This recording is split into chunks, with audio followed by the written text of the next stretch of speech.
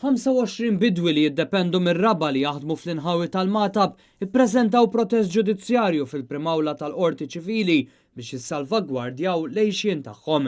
Dan quddiem teddida li l-Gvern jaqbad u jieħu r-raba tagħhom, xi ħaġa li skoprew biha meta l-Waste Serve mingħajr konsultazzjoni waħlet avviż li jindika li se jittieħdu aktar minn 200 tonna raba daqs 35 ground tal-futbol. Il-bdiewa ddikjaraw li jekk dan iseħħ ikun ifisser aġir illegali u abbużiv li jirriżulta fi ksur tad-drittijiet tagħhom għall-użu u t-gawdija ta' proprjetà li hija tagħhom. Il-protest sar kontra l-Ministru tal-Ambjent Arun Farrugia u Waste Serve Malta. Bil-bdiewa qed iżommu lill-awtoritajiet responsabbli għad-danni li jistgħu jsofru jekk il-Gvern jaqbad u joħdilhom dak kollu li minnu jaqilgħu xieklu. Il-protest li ġie ffirmat mill-avukati Franco De Bono, Amadeus Kakija u Claire Bonello jgħid li l-bdiewa ilhom diversi snin jaħdmu din l-art.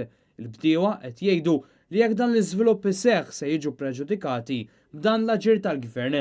Jingħatu ukoll il-faċilitajiet għall-immaniġġjar tal-iskart mhux konformi mal-liġijiet u saħansitra qed joperaw mingħajr il-permessi validi. Hemm ukoll riskju għal residenti li jistgħu jispiċċaw mkeċċija minn fejn qed jgħixu bħalissa fl-istess inħawi. Skont il-bdiewa l-ammont ta' raba li se jittieħed ilaħħaq l-400 tonna. Il-Partit Nazzjonalista fil-jiem li għaddew tkellem bil-qawwa kollha kontra li din ir-raba tittieħed u se jibqa' jaħdem biex toħroġ il-verità kollha għaliex din ir-raba se tittieħed u xi skopijiet għandu l-Gvern. Intant fi stqarrija maħruġa mid-deputat Edwin Vassallo, il-Partit Nazzjonalista insista li l-Gvern jiddikjara li din ir-raba mhix se tinqered u minflok jinstabu soluzzjonijiet oħra.